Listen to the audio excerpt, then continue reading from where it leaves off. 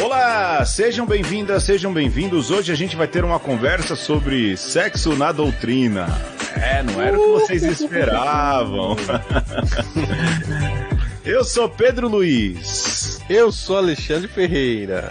Olha aí, vamos lá, sexo na doutrina. Lembrando que o começo de conversa foi com o texto de um padre jesuíta, Luiz Correia Lima, que falou aí de um assunto que gerou polêmica, talvez pela má interpretação, né, Alexandre? Que é o Papa falando da questão da homossexualidade e da criminalização da homossexualidade, dessas realidades, não é? E aí, lógico, do jeito do Papa, ele fala é pecado, e aí citam outros exemplos de pecados e como as coisas andam, enfim, o Papa mais uma vez se vê aí em meio aos problemas, não que ele gere, mas das más interpretações ou das interpretações ansiosas acerca de declarações sobre a sexualidade e a realidade do ser humano enquanto ser sexual também, né, Alexandre? Na hora que você fez a entrada, eu lembrei daquela brincadeira, aquelas enquetes, quais os lugares mais doidos que você já fez sexo? Na doutrina. É verdade, vai ser o caso, né? E é isso que você já disse, né, Pedro? São luzes e sombras, avanços e retrocessos, homens de seu tempo, de seu espaço, falando de coisas que viveram ou não viveram, que está intrínseco à sua vida, queira ou não, mas também às vezes passa por uma teoria, né, pelo próprio estilo de vida que se dispôs aí. É isso, né? A gente vai do jeito que dá com a vida que a gente tem. E eu acho, Alexandre, que é importante que levar algumas coisas em conta, né? Primeiro de tudo é que se a gente pega nos evangelhos, Jesus não se atém muito à questão da sexualidade.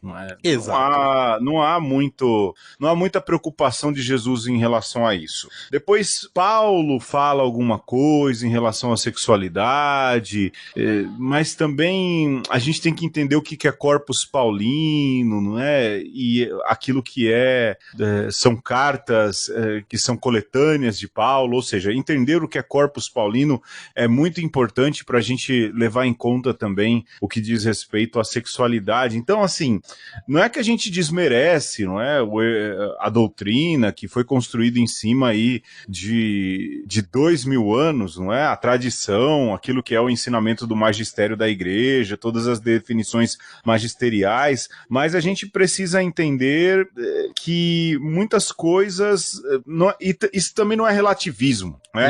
Não os ratzingerianos que já nos odeiam por causa do último programa, vão falar que isso é relativismo, né? Mas não é relativismo. Uma coisa que a gente precisa levar em conta sempre, e a gente vai falar aqui dos papas, né, mais recentemente de João Paulo II, de Bento XVI e de Francisco, e de sexualidade, é que a condicionante do tempo, ela é um fator muito importante. Eu lembro de um professor de teologia falar que a teologia ela é feita com a Bíblia, o magistério, a tradição e a realidade. E a realidade. Né? E a realidade grita, né? Quando o Papa fala lá que a homossexualidade é uma questão, uma condição humana, é isso. Primeiro que a gente já não vive mais em época de cristandade. E segundo que a revolução sexual, que eu não sei, eu lembro do Komaru falando da revolução sexual, lembra, Alexandre? A revolução, você esqueceu desse detalhe. O Komaru, quando falou de revolução sexual, né? E de que a igreja precisa lidar com a revolução sexual. Então, grande padre Komaru. Grande padre Komaru. E nessa revolução sexual, sem dúvidas, há aí não um liberou geral, mas um descobriu-se geral. Eu acho que é diferente, né? E Pedro, eu acho que você trouxe aí o aporte bíblico, né, daquilo que Jesus disse, que Paulo disse, que com certeza são condicionantes da doutrina, mas a gente também não pode esquecer toda uma cultura judaica e eu diria até semita, né, se a gente pensar aí também em como isso reverbera na cultura islâmica, por exemplo, que é o tratar da sexualidade de de uma determinada forma e através de preceitos religiosos e preceitos religiosos limitantes, né? Que coloca aí um certo peso para uma parte da sociedade, com uma certa licenciosidade para outra parte, sobretudo quando a gente pensa em homem e mulher, né? Que é essa coisa que a revolução sexual critica bastante, que é o patriarcado, a gente não consegue fugir disso. Mas, Pedro, a gente não pode esquecer também, quando fala de doutrina cristã, um negócio chamado platonismo. E que na Idade Média, por exemplo, ganha um ar, né, de santidade, e quando a gente fala, por exemplo, em amor platônico, a gente cola duas ideias que são não tão próximas assim, né, quando você pensa em Platão, mas que na nossa cabeça tá muito dado e não é tão simples, que é você amar uma pessoa de longe, né? Você ter essa reverência ao ser amado, que o cristianismo nutriu muito, né? Essa coisa do Maria como modelo feminino, e isso é transportado e espelhado nas mulheres como a gente precisa ter este amor platônico pela mulher, né? Por aquela que nós amamos. Só que quando a gente fala de amor, Pedro, e essa é a distorção, né? Porque a gente gruda Platão com a tradição judaica e fica essa miscelânea, essa maçaroca. Vamos falar que é tradição. Vamos falar que é tradição. E de fato é tradição. Mas a gente não pode esquecer que amor tem a ver com tato, com contato, com pele, né? O termo lá do Antigo Testamento para sexo é conhecer, né? E é conhecer nesse sentido sinestésico. Então, nós, Pedro, como brasileiros que estamos gravando aqui às vésperas do carnaval, a gente não pode se furtar a essa discussão também do nosso lugar, né? Que é esse, do trópico, do amor que entra em contato e não tem vergonha disso, e muito pelo contrário, Pedro. Nesse sentido, nós temos também uma tradição a zelar, né? Eu até queria fazer eco. Primeiro, falar uma coisa rápida, né? Que essa questão de Platão e amor, lembrar disso, né? Aquilo que é ideal e aquilo que é real. Aquilo que a gente fica idealizando que se é, porque um pouco o Platão trabalha isso, né? O mundo das ideias e o mundo da realidade, não é? E às vezes a gente idealiza as coisas. E eu vejo muito essa molecadinha de internet idealizar a mulher, não é? Então. E aí quer uma mulher perfeita, quer uma mulher que não tenha celulite, uma mulher que não tenha barriga. Cara, a realidade é muito diferente daquilo que é o irrealismo das modelos ou das atrizes de pornografia ou qualquer outra coisa que o valha, não é? E aí você vê essa dificuldade que as pessoas têm, em geral, as que são mais reprimidas, em relação à sexualidade, porque critica, mas também tem um ideal, e o ideal é longe do real. O ideal é teatralizado, né? Essa é a primeira coisa. E o real é mais gostoso também, Pedro. É importante que a gente diga isso. Lógico. Não há dúvida nenhuma em relação a isso, né? Até porque é aquilo. Aquilo que é passado como ideal é teatro puro, né? É puro truque, é pura mágica, é ângulo de câmera, é pura carência, inclusive, né? Também. Para além da carência e da potência do poder ser, existe a realidade que flui, que passa dessa vontade para consumação, né? Sim. E é disso que se trata. Então, aquilo que é ideal, ele pode ser ótimo, mas lhe falta aquilo que é real. A realidade, que é de fato o que importa, né? Sim. E aí a gente pode fazer, inclusive, essa passagem, a gente não tá falando só de sexo, mas a gente tá falando aqui também de doutrina, porque existe a doutrina do livro, do catecismo, do documento, e existe essa doutrina impregnada na vida das pessoas, que também é mais gostosa, né? Que inclusive tem lá a sua dissonância com aquilo que está no livro, né? Agora, quando você consegue enxergar isso que está impregnado na vida, né, que cheira, que exala ao cotidiano, né? Quando você consegue sensitivamente, né, tocar, sentir a doutrina também fica mais gostosa. E a gente vai tentar um pouco ir por aí também, né, Pedro? Sim, entender que isso é importante, é um caminho, o caminho de construção doutrinal, o caminho de construção do dogma, ele parte daquilo que é vivido, daquilo que é celebrado. E por que eu comecei falando de Jesus? Porque imutável é Jesus, né? Imutável é Deus. Algumas outras coisas, bom, lógico, elas não são mutáveis. O que um papa declara como verdade de fé é verdade de fé. Mas mesmo uma teologia séria, aqui a gente faz teologia, é capaz de entender que um dogma e uma definição ela é condicionada ao tempo, à realidade na qual ela está. E aí, de novo, quando a gente fala de sexualidade e doutrina, existe hoje, e de novo, não é? Isso não é relativismo, isso é e o Papa diz isso, é uma condição humana. Uhum. Se a gente pega, por exemplo, e até para a gente caminhar para frente, a questão da homossexualidade, que era vista como um pecado, que era vista como uma abominação, que era vista, como o próprio texto do padre diz, né, motivo de desgraça numa sociedade, hoje, e graças à revolução sexual, e graças às democracias, às conquistas de direito, é percebido que não, que essa é uma condição humana. Há homossexuais e há heterossexuais, há bissexuais e há, sei lá, pansexuais, não é? Essa é a questão. Eles existem, né? Sexuais. Sim, e há aqueles que não querem saber de sexo, não é? Existe aí uma miríade de definições, e não é porque ninguém é heteronormativo que isso é simplesmente que isso é uma aberração, não é? E aliás, é curioso que aqueles que mais falam, e aqui falo por experiência, de heterossexualidade e de tanta afirmação da própria sexualidade e de sua própria heterossexualidade, quase sempre, sem medo de errar, tem algo, tem um esqueleto no armário, e aqui eu já estou me tornando repetitivo. Mas aqui, essa questão da sexualidade, ela é uma condição humana.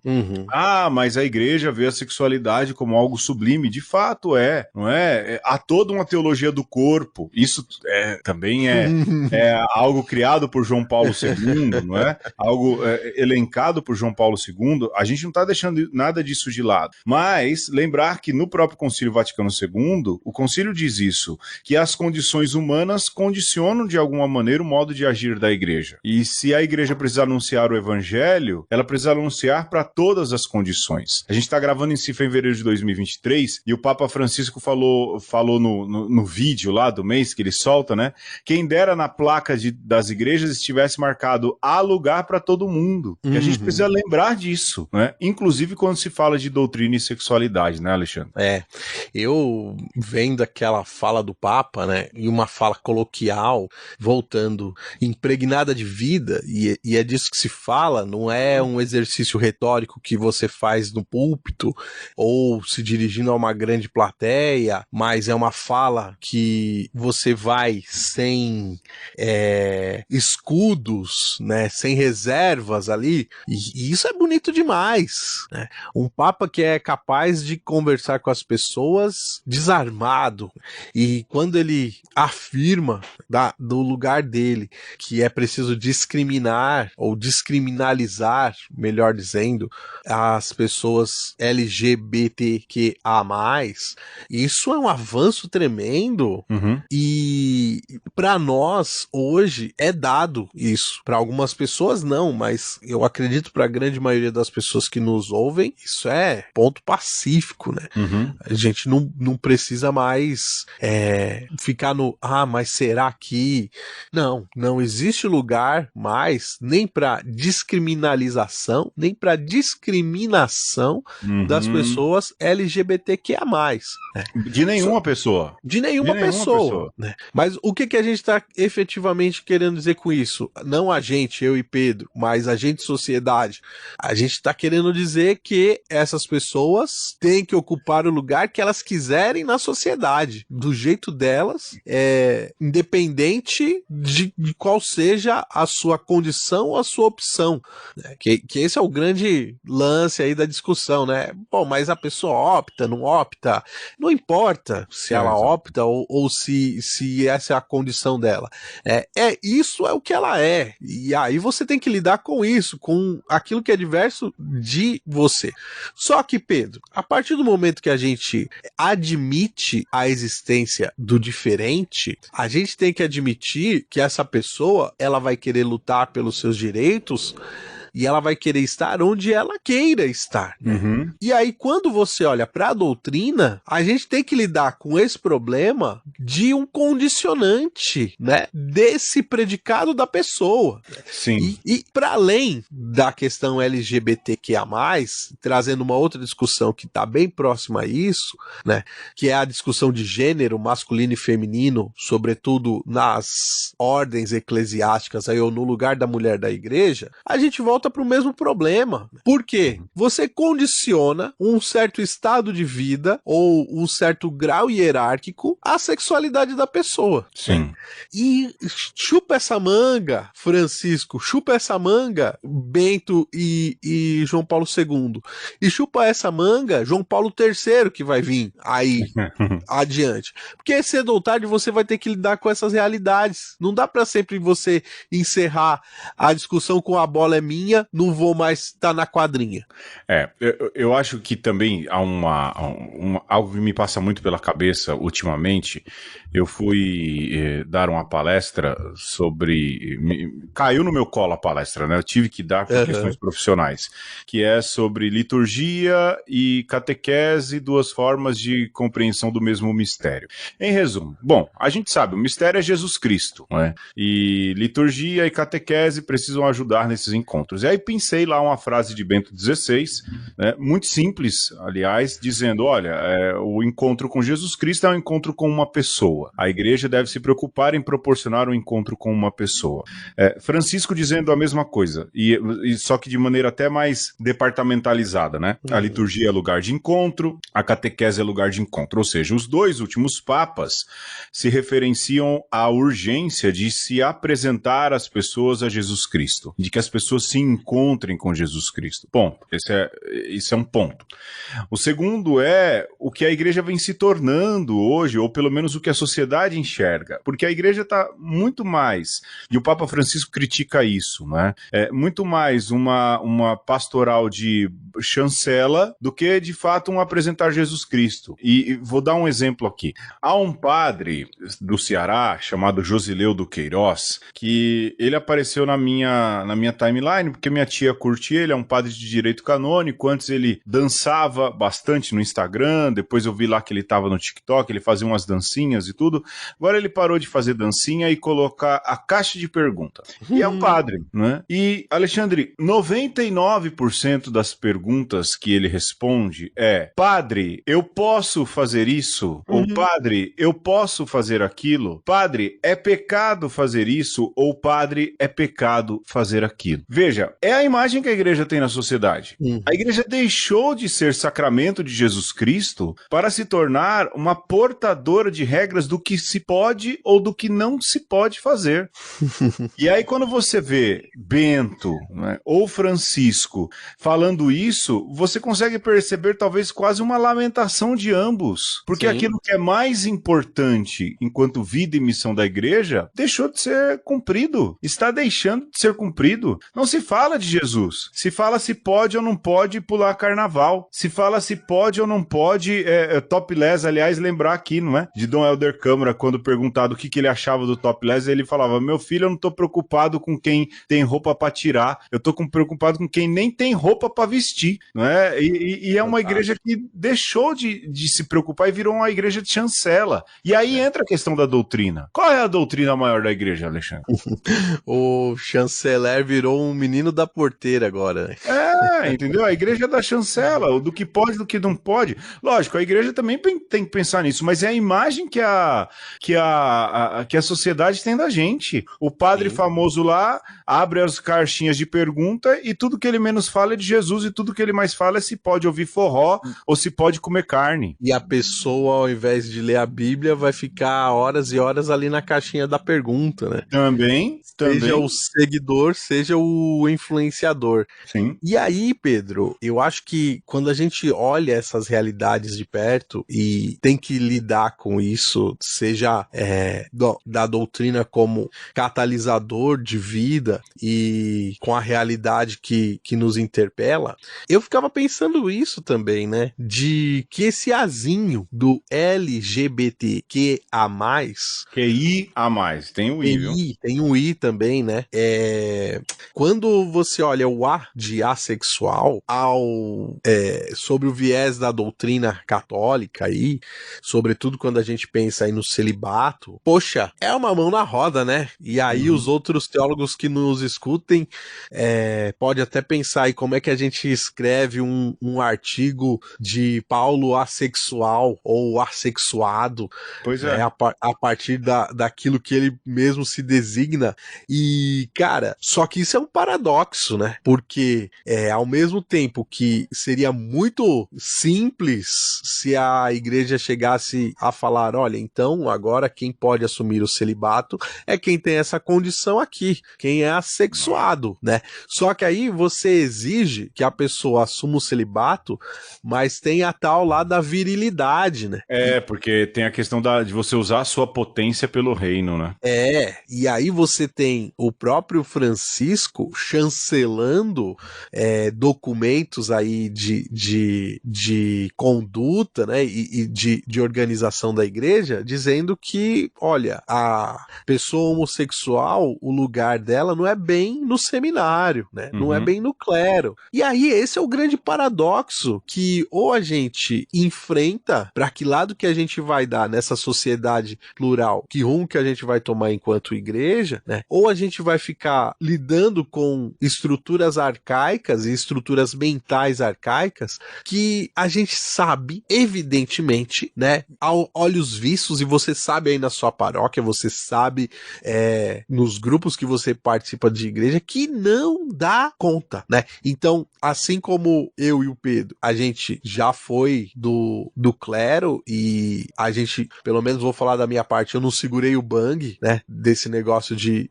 castidade e de celibato, né, e fiz a opção de viver a minha sexualidade de uma outra forma. Mas a gente sabe também, Pedro, que tem padre homossexual santo, né, que segura o bang, que tá dando a sua vida pelo reino, mas a gente sabe que se lá no seminário ele assumisse isso, claramente, seria ele não ia sumariamente pra cortado. frente. Exatamente. E outra, né, Alexandre, cito aqui, e aí a gente pode ir pro intervalo, porque vamos lá, a gente começou dizendo do Papa Francisco super progressista, né, falando aí da descriminalização dos LGBTQIA+. E lembrando que há, sim, documentos recentes com chancela de Francisco, ele fala lá do lobby gay e tudo mais, e eu até compreendo algumas questões que ele fala do lobby gay que não tem relação com os homossexuais, mas com uma condição de clandestinidade e de facilidade de clandestinidade que existe sim dentro do clero. E aí eu remonto aqui uma matéria que saiu na Folha de São Paulo, e o Estado de Minas também publicou, de um padre, ele como é aquela congregação que tem ali em Pinheiros, meu Deus do céu, os passionistas, o padre José Carlos Pereira. Ele fez uma pesquisa, lógico, uma pesquisa que tem uma série de problemas metodológicos, mas aí eu acho que também não é o desejo dele, mas na pesquisa que ele fez, boa parte, uma maioria grande dos padres se declarou heterossexual. E ele na reportagem diz assim, a gente sabe que não é verdade. Então, e ele diz isso, né? E ele diz isso. E a gente sabe, o ouvinte de uma conversa também sabe que não é verdade. Mas daí, o que se faz na intimidade, se segura o bang, como diz o Alexandre, ou se não se vive essa vida, bom, é uma questão de consciência, de prestar contas para Deus, para a comunidade e tudo mais. Mas é fato, essa condição existe, ela pode ser uma condição para que não se ordene ou para que se ordene. Bom, aí há uma orientação do Papa, há uma orientação daquilo que é uma orientação do próprio bispo diocesano, se vai ordenar ou não, mas essa também é uma condição que existe. Essa é uma condição que também subsiste nas vidas do clero, na vida de seminário, e há aqueles que vão conseguir viver, aqueles que não vão conseguir, e não é um problema para se discutir nesse programa, mas para se dizer, é uma condição humana, e que ela permeia a vida de pelo menos uma em cada 3 comunidades paroquiais. Falo isso com muita segurança, com muita segurança. E como vai se tapar o sol com a peneira, vai se tratar sobre o assunto, isso para falar, né, de sexo e doutrina, e de que muitas vezes Francisco, esse é um exemplo, toma posições pastorais que o colocam como progressista, por outro lado, ele toma algumas decisões de ordem muito mais... E aqui a gente não precisa falar de doutrina especificamente, é muito mais uma questão de disciplina que pode soar para os outros como algo que é conservador, né? E aí eu falo pro Papa, quem mandou se arrumar esse emprego de Papa, né? Alexandre, a gente podia voltar com Bento e João Paulo II, mas depois do intervalo, pode ser, não? Sim, nós estamos falando sobre doutrina e sexualidade, né? Essa coisa intrínseca à vida humana e que transparece nas falas, na postura, na posição dos papas, né? Esse é o recorte que a gente está fazendo, deixando um monte de coisa ali de lado e pegando aqui falas e posições dos últimos sumo pontífices para ver como isso está tão embrincado, seja na vida das pessoas, seja nos discursos, né? E a gente falou um pouco aí do Papa Francisco, que foi, né, militante na descriminalização das pessoas diversas, né? E agora, Pedro, eu gostaria de trazer um outro pontífice também que teve uma fala polêmica, que foi Bento XVI. E aí, eu lembro, Pedro, de um certo caso, de um certo padre recém-ordenado, de uma certa arquidiocese de uma grande megalópole, que chegou na homilia de domingo ali, né, tinha acabado, recém-ouvido as palavras de Bento XVI e falou assim para a Assembleia, e deu um rebu terrível. Olha, o Papa Bento XVI liberou o uso do preservativo daqui por diante. Liberou, galera. E os leigos e as leigas ficaram bravos, foram falar com o pároco, porque não foi o pároco que disse, né? Foi lá um padre visitante, recém-ordenado. Você lembra dessa história, Pedro? Não, cara, eu tô aqui querendo saber quem é. Então você corta isso. Foi o...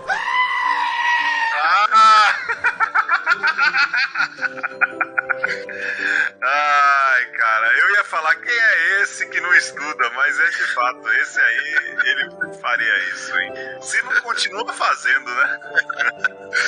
Mas, retomando aqui.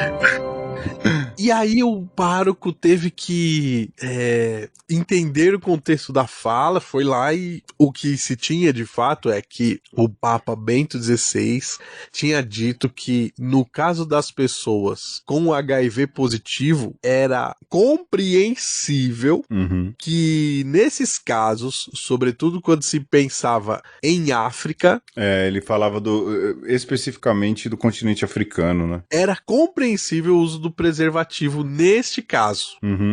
E, poxa, pra Bento XVI falar algo assim, já se entendeu como uma revolução sexual dentro da igreja e da doutrina. Tanto que esse padre aí já saiu apregoando, né?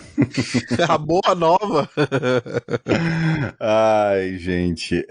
E assim, eu penso que Bento, e a gente já falou isso no outro podcast, precisou se ver de um teólogo para um pastor. E a pastoral, a visão de pastor, ela é muito diferente. Eu fico muito triste quando um sacerdote, ele não é capaz de entender a dor da realidade que o cerca, da realidade dos paroquianos. E simplesmente diz, isso pode, isso não pode, você não vai fazer isso. Você tem segunda união, você tem terceira união, você é mãe solteira, entendeu? Todas essas coisas. Me dói quando um pastor é assim. E faz isso, mas é porque esse é o ensinamento da igreja. Mostra mostra que perdeu todo o sentido de pastoreio, de cuidado, né? E Bento, diante dessa situação, toma essa atitude que pode ser vista como progressista, mas que, teologicamente falando, ela é cheia de correção, porque ela fala do mal menor. Sim. Não é? Ela fala daquilo que é... Aliás, esse deveria ser aí um dia um tema de podcast pra gente, não é? A questão do mal menor. Tomás de Aquino trabalha isso muito bem, não é? Ora, um homem com fome vai se resguardar de roubar e vai morrer de fome e não se alimentar, né? Mas aí tem muito cristão que deixa isso de lado, prefere até não ouvir isso, né? Ou fazer de conta que São Tomás nunca falou um absurdo desse, absurdo para essas pessoas. Bento tem essa atitude que é pastoral. Ora, um homem que... E ali a questão da AIDS na África, ela é, assim, muito superior a de outras realidades. Ora, para não transmitir, use preservativo, não é? Mas não mine aí a sua sexualidade. Ele entende que há pessoas que não vão calar, vamos assim dizer, suprimir a própria sexualidade, mas que diante desse cenário de mal menor, ora, use preservativo, não é? Isso ele fala em África, mas ele pode falar também de qualquer outra situação. Alguém que contraiu HIV hoje em dia não existe isso mais, né? Mas numa transfusão de sangue, num acidente, conheceu uma mulher, quer se casar, quer viver uma vida sexual ativa e feliz com essa mulher. Ora, como é que ele vai fazer? Então não vai se viver. Não vai, porque usar o preservativo é interromper o processo reprodutivo. Ora, nesse sentido, Bento pode parecer progressista, mas foi um teólogo clássico do mal menor, né? Sim. Mas Bento também foi... Não, pode dizer, eu ia falar, mas ele foi conservador também quando falou de sexualidade, né? Foi. Tanto que imediatamente depois ele completa, dizendo que, olha, mas ainda que nesse caso específico, né, porventura pode ser que se use preservativo, né, quando se tem HIV positivo, ele imediatamente já fala, olha, mas a continência sexual é o único meio efetivo de combate à AIDS, né? Quase como quem falasse assim, ó, se você não quer de fato pegar AIDS, não transe. Cara, aí... Assim. Se você não quiser engravidar, não transe. Aí eu vou te falar que existe um problema sério, que é o fato de que a gente não pode, a gente tem que levar em conta o fato de que uma coisa é um celibatário dizendo isso. Nós vivemos o celibato, nós vivemos aí a continência sexual e gastamos a nossa energia por causa do reino de Deus, mas a gente precisa compreender que a vida do dia a dia, agora eu falo de quem está no outro lado, não é? Ora, a sexualidade, ela faz parte da vida de um casal, ela faz parte daquilo que é o dia a dia e uma vida saudável de um casal que se ama e que quer fazer com que a vida continue à frente. Ela é um ponto alto, ela é carinho, ou seja, aí são várias definições. E nesse sentido, não levar em conta a condição. Exigir continência sexual de um casal casado, eu já ouvi isso de um canonista uma vez, né?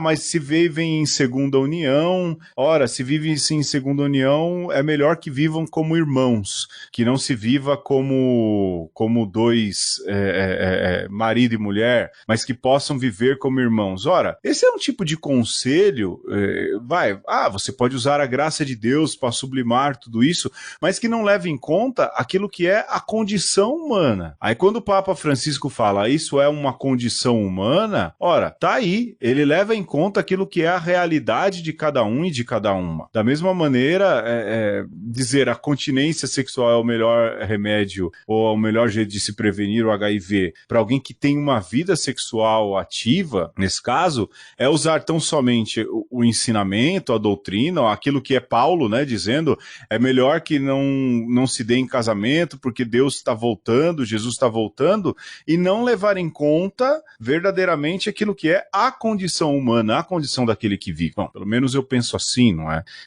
E aqui não é para dizer que Bento é conservador ou progressista, mas que, e nem que ele acertou ou errou, mas ao meu ver, dado aquilo que é uma condição, ele acerta muito numa coisa, mas não leva em conta o condicionante ou a realidade da vida para outra, né? Ou para sugerir isso, como eu já disse que eu vi, por exemplo, de um canonista uma certa vez, né? Eu acho que é importante a gente importante frisar que continência é bom em tudo na nossa vida, né? Incontinência é ruim sempre.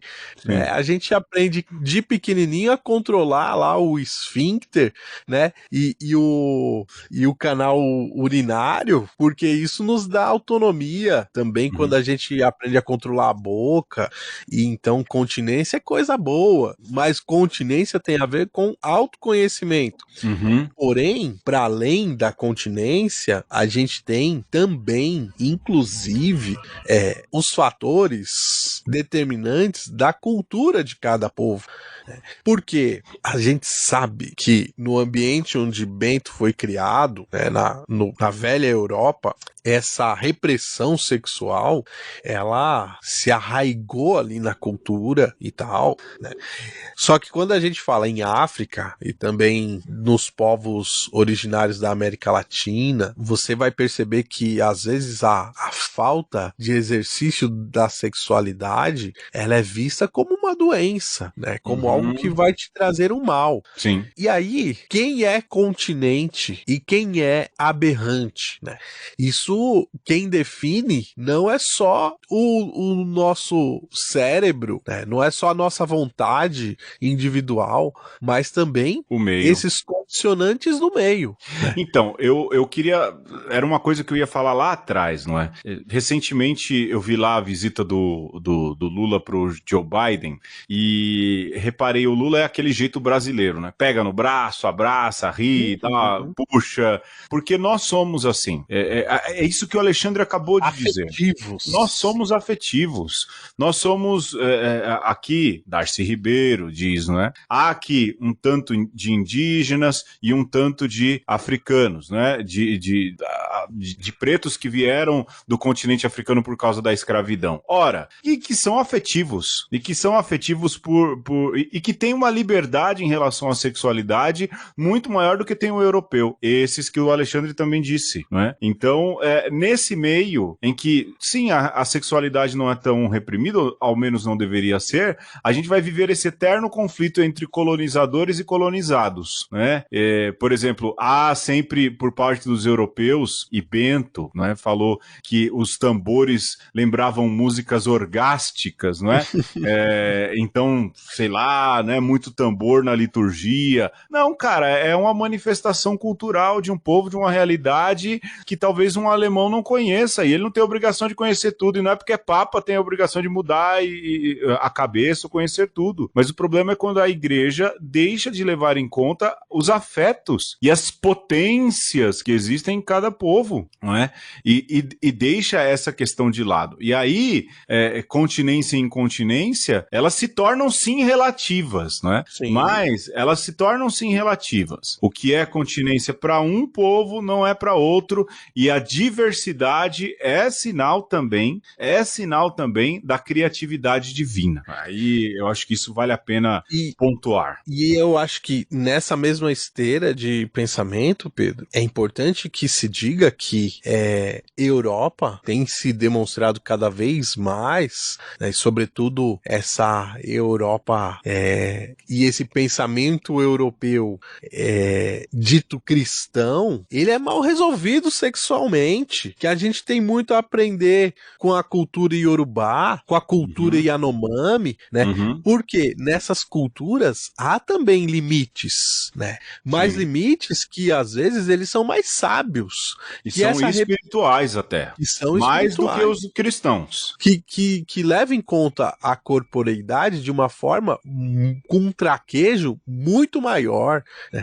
E tá provado por A mais B, e a igreja sofre com essa má resolução, que eu diria eurocentrada, né, desse pensamento colonizado e colonizante, de que se você reprime, mas você não está consciente de tudo, dessas potências,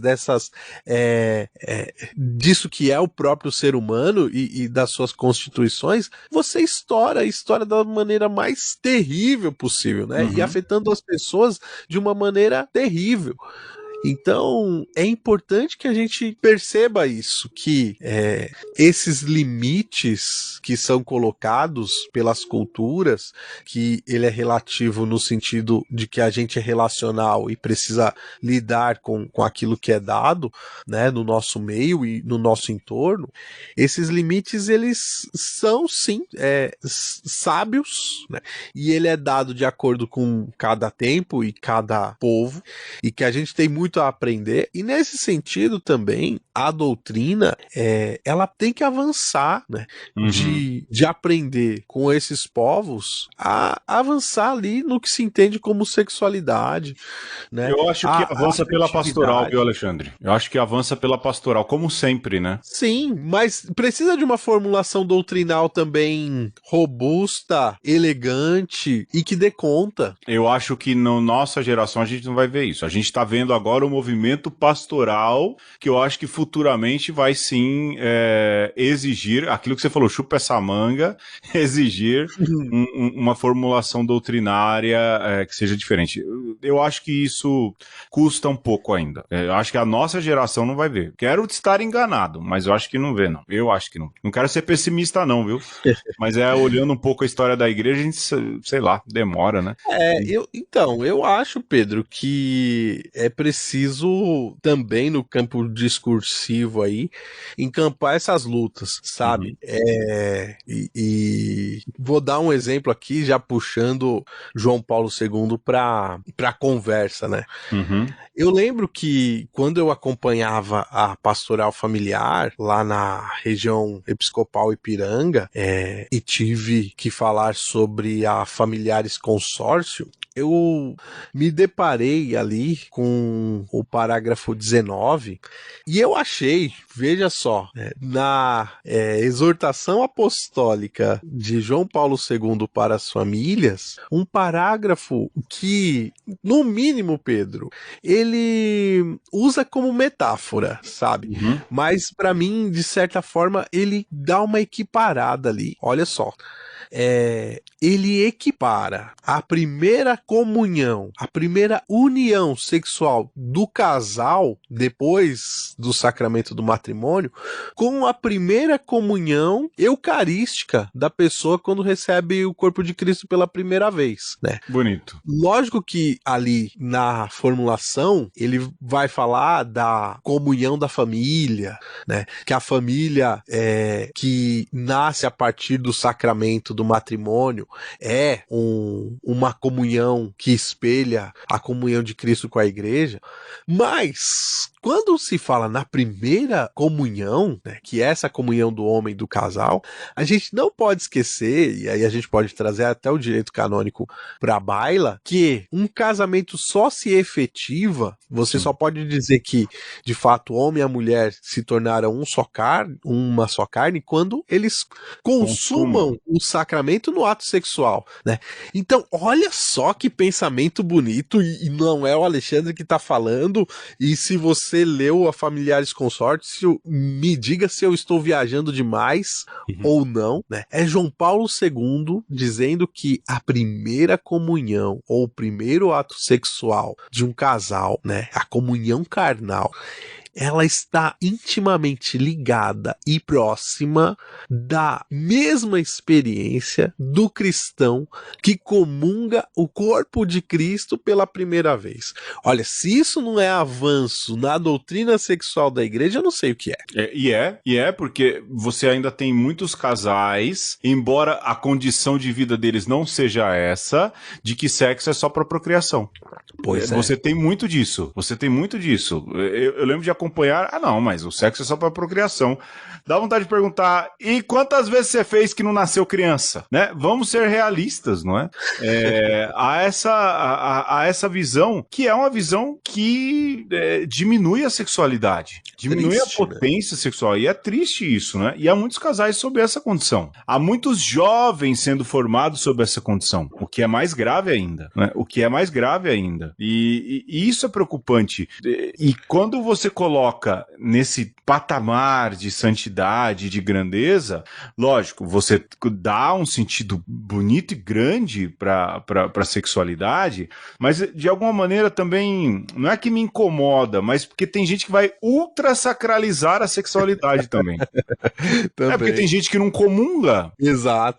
Tem gente que não tem nada que o impeça de comungar, mas eu não sou digno. Eu não sou digno. E aí você vai causando traumas também. Porque você vai de um jeito ou de outro, você vai minando essa potência. Isso também existe, hein? É uma sexualidade tão mal resolvida quanto uma espiritualidade, né? Sim. E isso é muito louco. Como essas coisas caminham juntas, né, Pedro? E como uma coisa cura a outra, né? Então, se você tá feliz espiritualmente, muito provavelmente você também vai estar feliz sexualmente ou corporalmente, né? E vice-versa. Vai estar integrado, né, Alexandre? Integrado. Inteiro. E quanto mais você vai cindindo as coisas, eu não sou digno de comungar.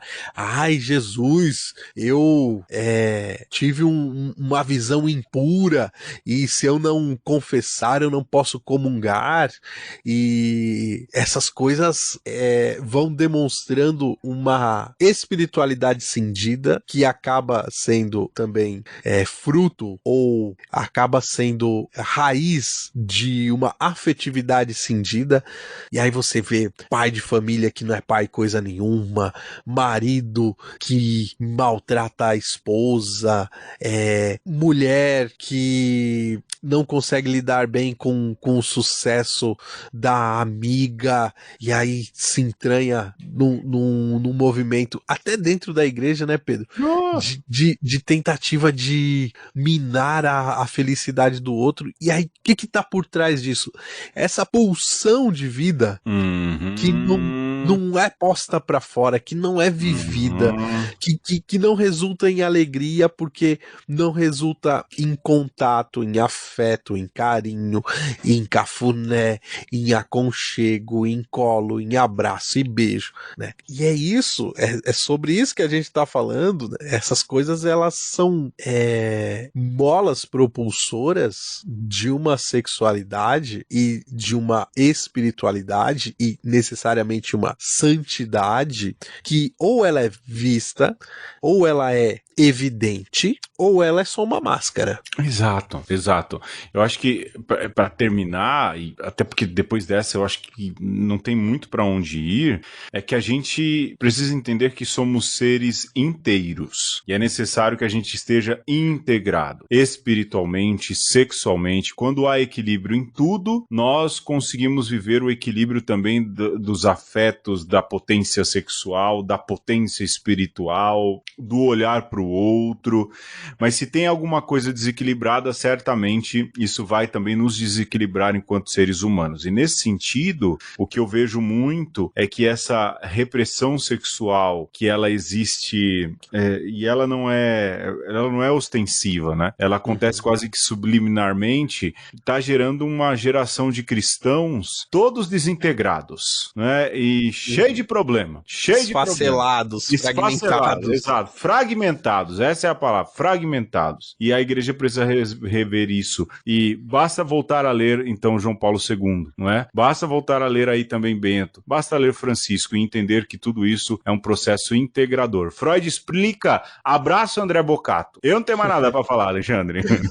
Eu só vou dizer isso, né, que dentro da doutrina tem muita coisa dita, mas tem muita coisa também não dita, e é importante que a gente leia nas entrelinhas, né, que a gente possa ir desvelando coisas velhas e novas, que a gente se deixe mover pelo Espírito Santo para que, de fato, a nossa vida condiga com aquilo que é o Espírito, mas também a tradição da igreja, e que a gente abomine, se é que a gente tem que abominar alguma coisa, coisa, que a gente abomine aquilo que tá encoberto, né? Que a gente pare de se meter debaixo dos lençóis das pessoas, que a gente pare de segregar o irmão porque ele é assim ou assado, né? Por causa da cor da pele, por causa do gênero, por causa da sua classe social. Que a gente, sobretudo, possa encontrar no irmão, né? E aí o encontrar, que ele não seja só fisicamente, né?